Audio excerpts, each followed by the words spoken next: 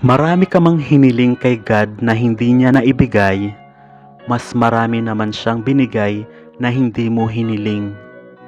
Sa bawat pagsubok sa buhay, huwag kang matakot dahil habang may buhay, may pag-asa. At laging may bagong umaga at higit sa lahat, andyan ang Diyos para samahan ka. Alam mo ba na ang mga tumatakbong kabayo sa karera ay hindi alam kung bakit sila tumatakbo? Tumatakbo lang sila dahil sa sakit ng palo ng rider nila. Ang buhay natin ay isa ring karera at si God ang ating rider.